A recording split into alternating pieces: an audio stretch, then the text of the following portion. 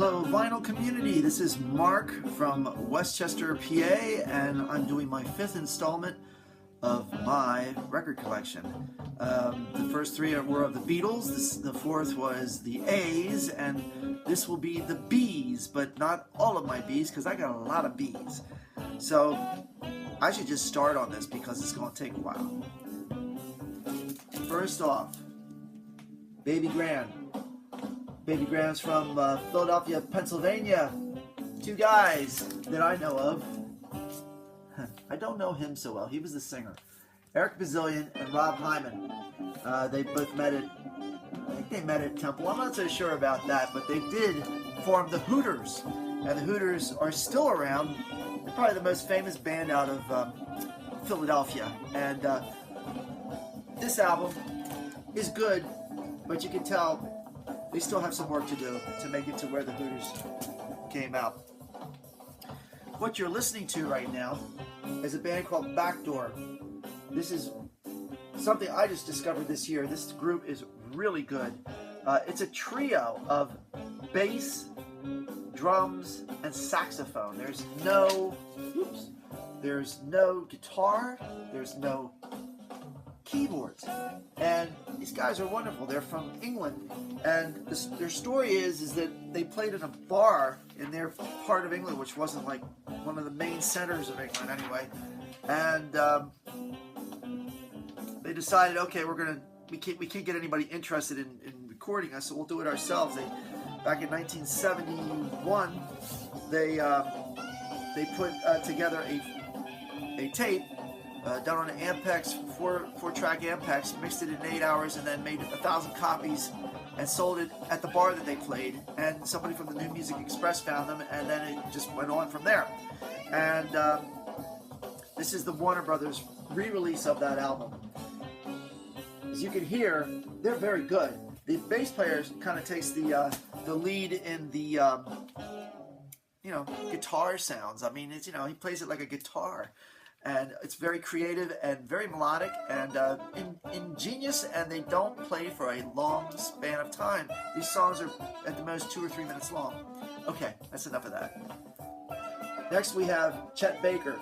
Now I just know about Chet Baker being the trumpet player that he is. He was also a singer too, but his singing wasn't as good as his trumpet playing. He was out on the West Coast, as where Miles Davis would have been the East Coast. We would call his jazz cool jazz. This is the other recording I have of his Playboys with saxophonist Art Pepper. I enjoy listening to these very much. I don't know them all that well because I'm relatively new to Chet Baker. Next up, Badfinger. I only have one of Badfinger's albums. Being a Beatle fan, you'd think maybe I'd have more. But this is my favorite one, No Dice. It has No Matter What on it, and Without You, which is by far the best version of that song. Mariah Carey and Harry Nilsson did versions that made a lot of money for the publishers of the song. But the band Badfinger had such a sad story. Super highs, super lows. 2 of the members, the 2 guys, Pete Ham and Tom Evans, committed suicide, hanging themselves, and within a span of like a year of each other. And it's a really sad story, and sometimes these things happen. Anyway, the next thing we have here is the Beach Boys' Smiley Smile, which was the sort of the go-to record that they did after the Smile album did not get released or didn't even come to fruition back in 1966. The only thing that stayed from Smile that is on this is Good Vibration and Vegetables, I think that's the one. No, Heroes and Villains. Yes. Okay. I'm taking it out of here because it's on the Brother Records label. My father bought this back in the day, 1966 or 7. And I haven't listened to it in a long time. I am going to listen to this one because I've read up on it a bit, and it was recorded in Brian Wilson's house, and they did very strange things to make sounds on it, and I think it deserves a listen. And so I didn't get rid of this album because Well, mainly because of Good Vibrations, you know, it's a great song. I actually had won a few Beach Boys albums from the local radio station, WYSP, and I got rid of them all. Didn't like any of them. The Holland album, and I don't know what else I had. But I do have one other Beach Boy album that I picked up this year. This is the Beach Boys in concert. This was done in like 1973, I think. I'm not sure about the day. What can I tell you? But I can tell you that the deal is that Brian Wilson didn't sing with them on this album. He was not on tour with them. Dennis Wilson, who was their drummer, he messed up his arm or his hand or something, and he could not play the drums. So they got this guy named Ricky Fattar, and boy, does he tear it up on the drums. He is really good. And they got this guy Blondie Chaplin who played guitar on here, and they were great with this. The song "Oh Darling" was my reason to get this album. I had heard this many years ago and didn't realize it was actually a live recording. I had heard the studio recording and it wasn't as good. This is a very good live album. I'm not a gigantic Beach Boys fan by any stretch of the imagination, but this album is it's worth checking out. Now we are with Beck. Now I'm not a Beck fanatic or anything, but I do respect the man, and I happen to be able to get this copy through my local record store, the Mad Platter, and it's a green album. It's a green album. I'll take that. And somebody had actually bought this and returned it thinking it was a bootleg or something, and he didn't want to get something that was illegal. It's not illegal. I don't know. Anyway, so I got it for like hardly a thing because of the fact that it had already been bought. So there you go. Alright. Now I'm going to my Jeff Beck. Starting in chronological order, I have the Beck Ola album, which has vocal extraordinaire Rod Stewart. It says that on the back here. My favorite tune on here is the instrumental Rice Pudding. Next I have Rough and Ready, which has Max Middleton for the first time playing with Jeff, and Max is a great, great influence on Jeff Beck. And this one gets us ready for this album, my favorite Jeff Beck album, even though I burned it out in my brain. Played it way too much. But it is such a great album. Yes, it is. Yes, it is. Blow by Blow. This is produced by George Martin, and it's just phenomenal. And then George Martin also produced Jeff Beck's next album, Wired. The big difference with this one is that Jan Hammer is playing on this album. Max Middleton was on both of these albums. Max Middleton's keyboard playing to me is just really tasty. And I wish there was both of these albums, a poster, because that is a cool picture. And after that album came There and Back. Well, There and Back. Yes, There and Back. And this album is good, but not quite as good as the other two. It's got a couple of pretty cool tunes, Star Cycle. It also has Jan Hammer on this too. Jan Hammer, they recorded both he and Jeff recorded a live recording. I think it was in Philadelphia, and I think I was at that concert. I remember being at that concert going, Jan Hammer is taking over too much of Jeff Beck. And I had a low opinion of Jan Hammer till I heard that John Abercrombie album called Timeless, and then I heard that one. God, he really is good. So, in any case, the last Jeff Beck album I have is relatively recent, and I just got this within the last year. It's a 2-album set, and boy, is there some great stuff on here. All kinds of stuff, from fusion to rockabilly stuff. And you got to give it to Jeff Beck. He never sold out. He always did stuff that he wanted to do. He even plays Billy Cobham's Stratus on this thing. I mean, gee whiz, and Goodbye Pork Pie Hat. And then he does some really great boogie-woogie stuff. Eric Clapton joins him. And it's a good album. Okay. now on to the Bee Gees.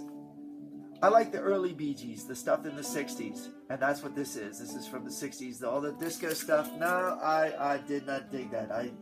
I was like 16 or something years old when 77 when disco started going crazy, and I hated disco.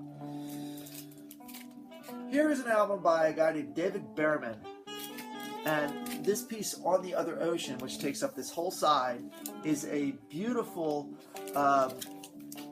both pieces, Figure and Clearing also, but I think On the Other Ocean is the better of the two pieces. It takes flute and bassoon and electronics and a computer that sort of takes what the bassoon and the flute do, and the electronics just sort of works with them, and it's really interesting and actually very soothing to listen to. I used to do a show on WXPN called Sleepy Hollow, and I would play this a lot. You can get it through New Music Distribution Service, which is no longer available, so you can't get it. I don't know where you would find it. Try eBay, try Discogs. Okay.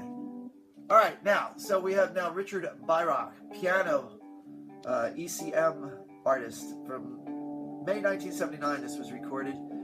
It has George Mraz on bass and Jack DeJohnette on drums. I just picked this up this year and had one listen to it, maybe two, and I will listen to this more. This is a really good album.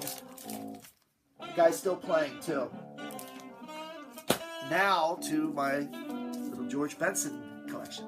George Benson is one of the best ever.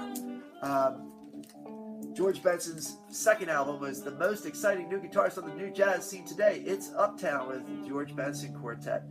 Wow, were they good. This had, let's see, Ron Kuber, baritone sax, Lonnie Smith on the keyboards. Man, I'll tell you, this was really, really good stuff. Yeah. You can make a saxophone sound like a... Anyway, the next album I have is the George Benson Cookbook. I have two copies of this, with different covers. This was the original cover, but not the original release. Why? I think I forgot that I got the other one, so this is the second of the two. And then we get into the CTI series of George Benson recordings. CTI being Creed Taylor, CT of CTI being Creed Taylor, International. And yeah, I kind of feel that way about Creed Taylor. He can be really great and with his producing and not so great. White Rabbit. Look at the people that are playing on this. You got Billy Cobham on there, man. And Herbie Hancock, Ron Carter.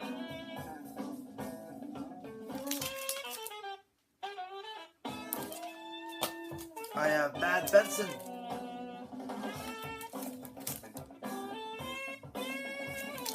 And there was a poster of this, which I should have gotten at the time. The Good King Bad, released in '76. And this one precursed the big one, Breezin'. Breezin' was his big sort of breakthrough album where he started to sing. Not like that. Breezin' and 6 to 4 are my favorite two on this, and Affirmation Lady. This Masquerade's on here also, and I found out that tune was written by Leon Russell, of all people. I had no idea.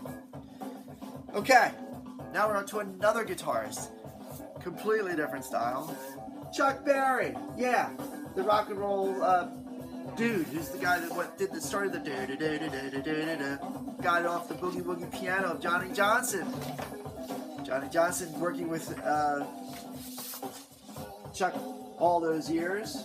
Chuck stole his band actually, but you can see a really, really good movie about Chuck Berry in that when Keith Richards decided to put a band together to celebrate his 60th birthday, I think. Maybe his 50th, I don't know. It's called Hail, Hail, Rock and Roll. Great movie. Great movie. Chuck was quite a character. He's still with us. He's 90-something years old, and he still plays. And he's going to put out an album out this year, I understand. This is my second Chuck Berry album that I have, and the reason I bought this is because of the song Tulane. And I found out about Tulane on Tom Petty's XM show, and it was done in the 70s, and it's got Chuck singing great lyrics, but he's harmonizing himself on this. It's probably the only Chuck Berry thing where he's doing that, and it's got a great groove to it. And check out the song, check out the album. All right, we're getting down to the end here. But we're not done yet. This is a band called Baru Review, or this is the album by the band called Baru Review. Be Careful Tonight. And I saw Baru Review back in the day in the early 80s, early to mid 80s in Philadelphia, at places like the Chestnut Cabaret. And Bob Baru was quite the entertainer, and his band was wonderful. Had dual guitar players. They were one of like 3 or 4 bands that were really big in Philadelphia at the time. The A's and the Hooters, and there's many others. It was such a great time in Philadelphia. Their live stuff was especially wonderful. Now this one is a totally different sound. This is a band that's kind of like the group Oregon. They have the same instrumentation. I have a more in-depth talk about this group on one of my other videos, which you should check out. Finally, for this part of the Bees, I've gone through about half of my Bees here. This is the Big Brother and the Holding Company album on Mainstream Records. My father bought this way back in the olden days. Now, I have not listened to this for years and years and years, but I could not get rid of it because, well, partly because Janis Joplin's on it, and I still have yet to listen to it to see if I really like it or not. Okay.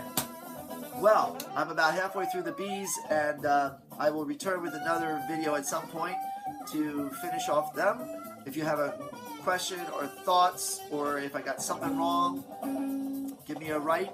I can't think of anything else. I wish you all a good day, a good night, and remember, music is the best, and we know who said that.